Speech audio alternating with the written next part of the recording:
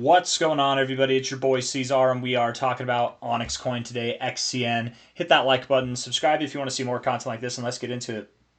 It's the 30th day of June. The final day of June is upon us. 21 hours, 33 minutes left in this day, in this month.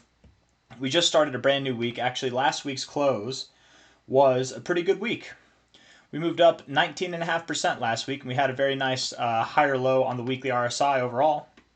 It's a good look in itself. We're in this shape right now, this like W pattern shape, where you come down, you have that little middle point, and then we're looking like we want to get into the overbought zone. I believe that's exactly what we will do, is get into the overbought zone. Higher lows throughout the whole life cycle of this bull cycle here. I don't believe that this is going to be any different than what any of these other lows has been, which is provide higher readings in the RSI. And likely it will break us out of this whole area, taking us up to magnificent targets that are probably going to go for all-time highs, right? New all-time highs, stuff like that, inevitably. At this point in time, I wouldn't be surprised if it was sometime in August that we got there, right? I just did an analysis on Bitcoin that's very detailed that explains why we would actually see our top happen in August. So there's actually a good reason for that. But OnyxCoin can top off earlier. It certainly could top off earlier. In fact, it normally I feel like does like to. Here it topped off a little after, but you know, it's still around the same time nonetheless. We were talking about the price going down to 1.4 cents or even below there. And that's still possible. But with Bitcoin moving up, it makes it a little bit more difficult for the price to get down there. Don't get too discouraged. You know, if you're looking to buy there, it's not off the table. And don't get discouraged if you see the price go down there, right? That's a common area, the golden ratio to bounce. It'd be a higher low relative to this low. It's a higher low overall. It wouldn't be a bad thing to go below 1.4 cents, okay? I mean, at most, let's see, from the current price, that would mean that we drop what, 8%, 10% at the most. Nothing crazy. Nothing too crazy. Nothing we can't handle. And then on top of that, the RSI, if we were to go down there, likely we'd wick off of that level. We wouldn't just close all the way down there. So we'd probably get a higher low, something that was in line with this trend here, back test this trend here, something like that, right? It wouldn't be the end of the world. But if you're counting on the price to get down there, I don't know, man. It might be hard to do with Bitcoin going up like this. If Bitcoin were to retrace, where would it go? Let's just see real quick. Hold on. From a high to a low, where would it go? From the current price, I would think at the most, what, like a 2% drop? I doubt we go below the golden ratio at this point, guys. I mean, maybe the 0.5, right? That could rationalize an 8% drop or more for OnyxCoin. This could even rationalize a 10% drop right here, but I don't know if we do that. I really don't know if we do that. So it's making me scratch my head. The only reason I think we could go down is the fact that we were a little bit bullish over the weekend. That typically does promote a bearish week, at least the beginning of the week. So we'll see. Let's look at the short-term stuff. We'll zoom back out to the long-term stuff, okay? Looking at this on a 1-hour time frame, the 1-hour RSI is phenomenal. It's absolutely phenomenal. This is exactly what you want to see, right? Nice, solid uptrend here, higher lows, higher highs. I know that this isn't the best drawn line. The top one's pretty good, I got to say, but the bottom one, it's a little off looking, but you can see what I'm going for, right? A pretty decent trend there. We can go a little bit lower, whatever. We're probably at an area where we're going to find support and get deeper, ideally deeper into the overbought zone. That's what we want to see, right? This next reading, we don't want it to be a rejection. We don't want it to be a lower or a double top. We want it to be something that's a little bit higher, right? Because that's nice. Getting overbought's nice. 76 is okay, but we want to see this thing get a reading that's above the 80. You know, something like that's fine. I don't even care if it's just up and then down. That's fine. The longer that we stay in there, the better, but at least something that's more than this, I think, would be a good productive look, okay? We don't want to reject off the overbought zone. 1.516 cents right now, or $0.01516. We have turned the boat around. We had all the reasons to go lower, and we just didn't do it. From a high here to a low here, going above the 236, right at the 382, finding resistance there, coming back to find support at the 236. Beautiful maneuver. Beautiful indeed. Likely we would go to the golden ratio. And if we were to get back into the overbought zone, I wouldn't be surprised in the least if we saw a little 5% move, right? Up to 1.6 cents, 1.62 cents.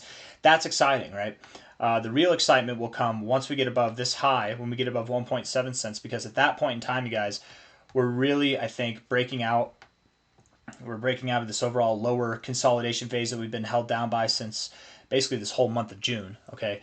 And with that, if we're breaking out, we're going to return to the top side of this range, right? In the top side, we're breaking out of the lower parts of this range, this little relative consolidation phase down here, breaking out of this, going up to the top side, 2.2 cents at a minimum, if not more. Getting above 1.7 cents is crucial to providing some dominant upside action, right?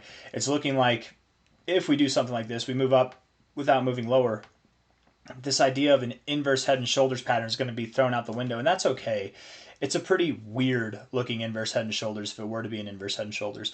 And maybe I didn't have it right. Maybe it threw me off. Maybe this is not where the neckline is, right? Maybe we don't have a slanted head and shoulders this way, right? Perhaps this was not part of the left shoulder. Maybe the head and shoulders, if it is an inverse head and shoulders, which again, it'd still be a very ugly one, and the uglier the pattern for this, typically that means it's less likely to be true. Maybe it's slanted this way. Maybe this is the left shoulder, that's the right shoulder. I mean, it still kind of looks like it, kind of. The volume's not right, and the head is just so big compared to the shoulders, but I don't know, man. A move like that, a measure move like that, would take us to, I think, 2 cents, right? 2 cents, 2.2 cents, something like that. So that's right up at the top end of this range anyway. So that makes sense. But if it isn't, I don't really care. We're consolidating to some degree down here whenever we break out, which we'll know we're breaking out when we get above 1.7 cents. When we break out of that, we will see the relative highs of this overall range. That's typically what happens. Okay, so something like that. I wouldn't be surprised if we went up to 2.2 to 2.7 cents in a very, very, very, very short amount of time. Maybe by the end of this next week, you guys. If not, over the coming weeks for sure. And then reaching for higher targets than that. Once we break above this, you guys, think about it, right? We get up here, sure, we're at prior areas of resistance, but we've broken out of this trend. Whenever we make that move, we've broken out of this trend. We're cutting loose. We're going all the way up to 4 to 5 cents and beyond. And if we're looking at this for what it is, we take the overall high here to the low here. You get above that 886 at about 4 cents there. You're basically home free to 8.2 to 15.7 cents. That's your primary target zone, the 1272 to the 1618, right? Here's the, and I don't know why it keeps glitching on me, man. It's just a glitcheroo. The prices are here, 15.7 to 8.2. The 1272, 1618, that's the fib extensions themselves. You'll probably just make a nice swift move up here, consolidate, and then continue to run. And where are we going to run to? We're likely going to go up to about 26. I'm wondering right now. Let's see. Hold on. Let's play a little game of possibilities. Let's say we stop at the 1272. We pull back down and we consolidate, maybe down to the 886, something like that, right? We do some kind of a bull flag, maybe. Let's say that happens. We're just going to say it happens. It's not that it will happen. Let's just say it does. Okay? And we're going to put that measure move right to the 236. And let's say the 1272. Let's say instead, if we find resistance here, maybe we go down to the 786, something like that, okay? That's actually more normal. If you find resistance at the 1272, you would come back down to the 786. Measure move from here, and you put it at the base of the flag, that's how you measure it. That would take us just above the 1618. So that doesn't really line up with the bull flag measure move. Maybe we find support at the 100 level, in which case it does. Or maybe I'm looking at this wrong, and maybe there's no bull flag at all. But if we were to move up, maybe we move up a little bit higher. We go to the 1414, find support somewhere a little bit higher than that, maybe, right? That's a pretty big flag. I don't know. It could be a flag or some kind of something. Could be volatile. And if it were to be a flag, what would that measure move take us to? Right up in that area. I don't know. I'm just drawing things that would make sense for the target area that we have inevitably to try and piece together what kind of consolidation we might have going forward. And I don't know. All I believe to know, is that this next move from a low to a high compared to this next move will be bigger. So this low to high here would take us to 4.5 cents. I do believe that this next move will be bigger than that. How much bigger? I don't know. Maybe it goes to 5 cents, and that's good enough. Maybe we go all the way up to 8.2 cents. I don't know. But something that is bigger, I think, is coming our way. And again, if we look at this on the daily time frame, the daily RSI, once we get overbought, which it looks like we're geared up to do, once we get overbought, we're going to see some fantastic growth. Why do I believe that? Well, the last handful of times that we've done that, we've gotten fantastic growth in a short amount of time. So I know it's been boring since April, but things are about to get exciting. Hopefully you guys are cashing out on the staking rewards, and if you're not, hopefully you've taken it upon yourself to just buy more, maybe trade a little bit here and there. I know it hasn't been the most easy thing to trade. It's been very boring. These slow bleeding movements to the downside don't make it attractive at all for any kind of trading, but staking is definitely a plus with this thing. It definitely is with that. What is the APY now? XCN APY. Why would you want to do this, by the way?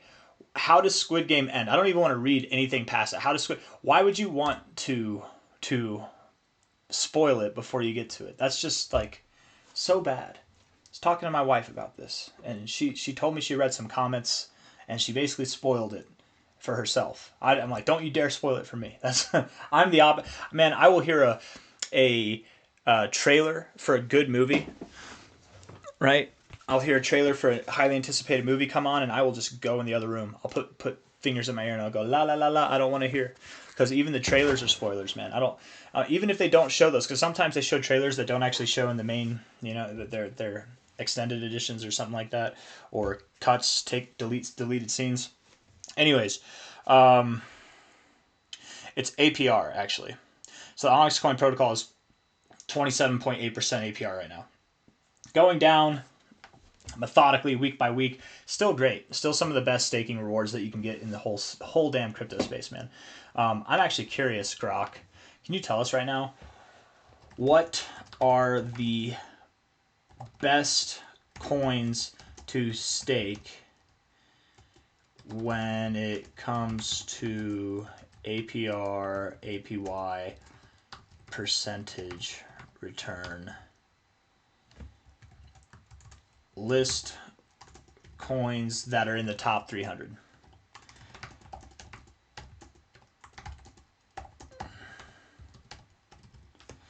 Crypto coins. I'm going to say crypto coins. He knows that I like crypto, but let's just see. Crypto coins.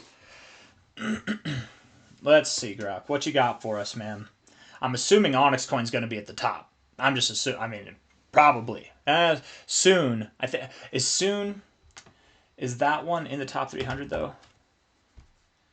No, it's 600. That one does have actually better, but I don't like with OnyxCoin. You can unstake immediately, guys. Like, it's pretty damn fast. I'm impressed with that. With this thing, it'll lock it up for 7 days or more, and it could be more, right? Let's see here. Grok, what's taking so long, buddy? What's going on, man? Grok's been slow lately. Is it just me? Is it just for me? I feel like he's been slow. I'm going to turn up the performance, see if that does anything. It's a little bit loud, right? A little bit loud. I got some hair sticking up. All right, whatever. Maybe we'll check back with Grok in a second, because I don't want to waste anybody's time here, or mine. Let's just go back to XCN here. 15 point or 1.5. We're going to be at 15 cents soon enough, you guys. It's going to be a matter of time before we're at 15.16 cents.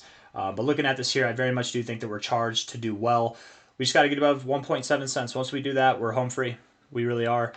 Weekly time frame here. We just closed out the week. That was a very bullish week, you guys. A very bullish week indeed. We closed higher than the last 3 weeks combined, right? Literally closed higher than any of those 3 weekly closing highs, and prodding this area. Yes, we found resistance at prior support, and that's not necessarily ideal, but as long as we continue to grow this week, and I think we will, things should be good. And I'm expecting big things out of OnyxCoin this week. If we're looking at this from a high here to a low here, golden ratio resistance has been met. Once we get back to the golden ratio, again, once we get to this, it's likely that we will break through it. We're breaking through it. We're thinking about overbought areas or extended areas, and the extended zones that we would first interact with are 8.2 to 15.7 cents. Once we get above 15.7 cents, we're home free to 26 cents to 32.2 cents, somewhere in that area. And that's where I think we'll stop sometime either in late July, soon enough. It's almost July, guys. Or probably at this point sometime in the middle of August. I don't really have anything else that I want to say. I'm going to check out Grok. Okay, here we go. Hold on. What just happened? Oh my goodness. Okay. Let's see. Key considerations. Dude, I don't want key. I just want a list. Okay, here we go. Ethereum.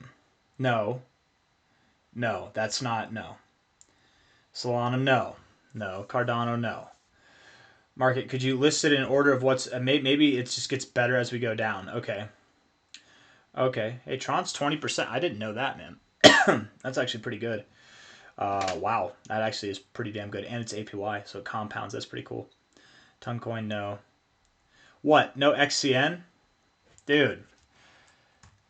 Give me just a list. Strictly compiled. Strict compiled of highest to lowest APR and APY percentages coins. I don't know. Just a list. I want all of them. That's pretty cool about Tron being 20%. That's good to know, you know. If OnyxCoin ever does get less than 20%, you could always migrate to Tron. You guys, so you understand? So that probably won't be, you know, OnyxCoin has 27, 28% right now, and it probably won't be like that during the bear market. But and probably Tron won't either, but they will have a higher staking APR, APY reward than most things. And you could just stake through the bear market and get rewards. And they're probably going to, at the end of the bear market, be at higher prices than they are now even. So like whatever you invest in, you'll have returns on that even at the low of the next bear market.